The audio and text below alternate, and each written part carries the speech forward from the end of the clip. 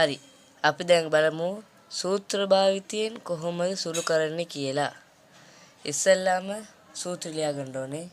x සමානයි ඍණ b ධන හෝ ඍණ වර්ගමූල b වර්ගය ඍණ 4යි ac බෙදීම 2a. හරිද? ඊට පස්සේ දැන් අපි abc දාගන්න ඕනේ. ඒක ඉංග්‍රීසි හෝඩියේ පිළිවෙලට දාගත්තා නම් හරි. x කියන්නේ a ඊට පස්සේ b c. හරිනේ? දැන් අපි පැත්තකින් ලියාගමු. ඒ කියන්නේ x ට කලින් ඉලක්කමක් නැහැ. ඒ නිසා ඒක 1. b කියන්නේ 7 සංඛ්‍යාතත් එක්කම ලියන්න ඕනේ ඍණ 7. ඊට පස්සේ c ඒක සංඛ්‍යාතත් එක්ක ඍණ 3. දැන් වැඩ එච්චරයි. දැන් ඒක ආදේශ කරන්න තියෙන්නේ. හරි. අපි එන ආදේශ කරමු. ඍණ b කියන්නේ ඍණ 7. ඍණ 7 ඊට පස්සේ ධන හෝ ඍණ b වර්ගයේ තියෙන්නේ ඍණ 7 වර්ගය ඍණ 4 ගුණ කිරීම a කියන්නේ 1 ගුණ කිරීම c කියන්නේ ඍණ 3 බෙදීම දෙවරක් 1 2යි. ඊට පස්සේ දැන් අපි මේක සුළු කරමු. ඍණයි ඍණයි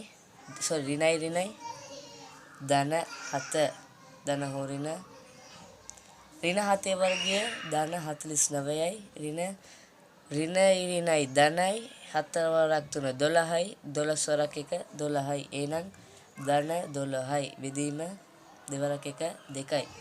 ඊට පස්සේ දැන් ආයෙත් ධන 7 ධන හෝ ඍණ 49යි 12යි එකතු කරාම කීයද? 61යි. 61 බෙදීම 2.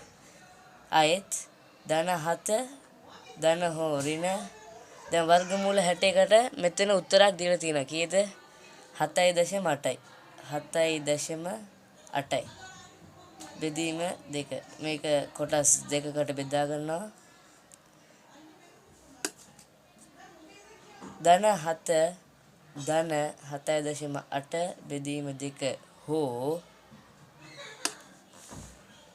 ධන 7 ඍණ 7.8 බෙදීම 2. හරිද?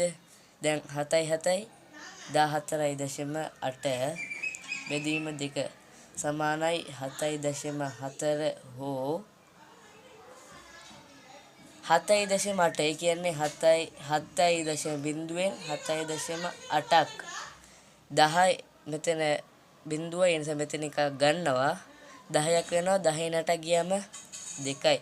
මෙතන 6යි 6න් 7 ගියාම ඍණ 1යි. ඍණ 1.2. ඒක දෙකෙන් බෙදුවම 1.2 එනවා.